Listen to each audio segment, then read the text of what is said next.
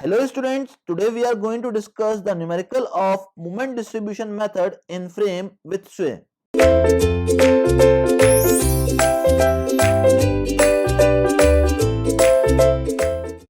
Question is written as the rigid jointed plane frame QRS shown in figure is subjected to load P at joint R. We had shown here.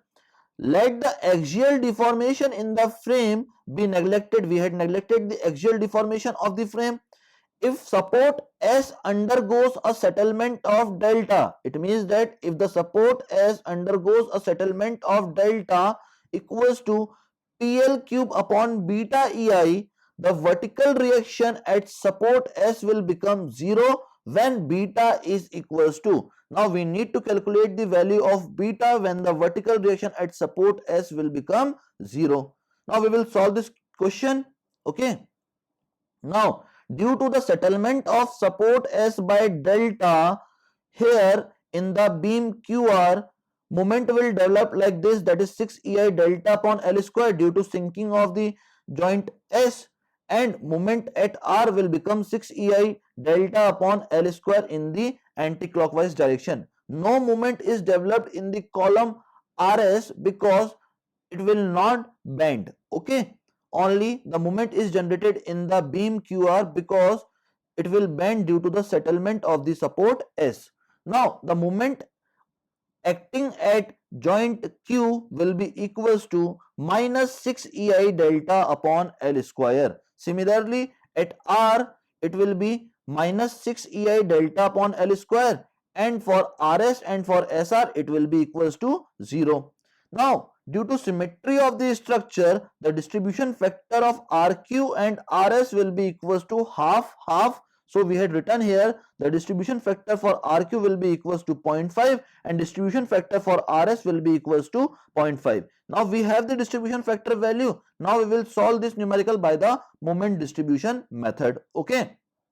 Now by just using the moment distribution technique here, we had just solve this question. Okay, now we had written the fixed end moments, that is minus 6 delta upon L square at Q, and at R we had written minus 6 delta upon L square, and for RS and SR it will be 0 0. Now we need to balance the unbalanced moment acting at joint R, which will be of minus 6 EI delta upon L square.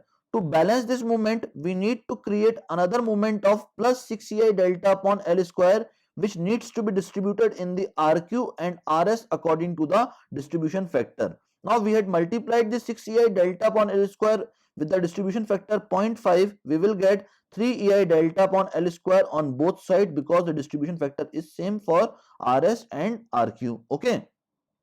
Now due to this balanced moment, we need to transfer this balanced moment to the joint Q and to the joint R. Okay. Now we just transfer this moment as a carryover moment, and it will be of half of the magnitude in the same direction, so it will become 1.5 EI delta upon L square. Similarly 1.5 EI delta upon L square. Now no unbalanced moment will remain at joint R, so we don't need to again distribute the moment because there will be no unbalanced moment at R. So we will calculate the final end moment by just adding all the moment at all the joints. We will get at Q minus 4.5 EI delta upon L square. Similarly at RQ it will be minus 3 EI delta upon L square. At RS it will be 3 EI delta upon L square, and at SR it will be equals to 1.5 EI delta upon L square.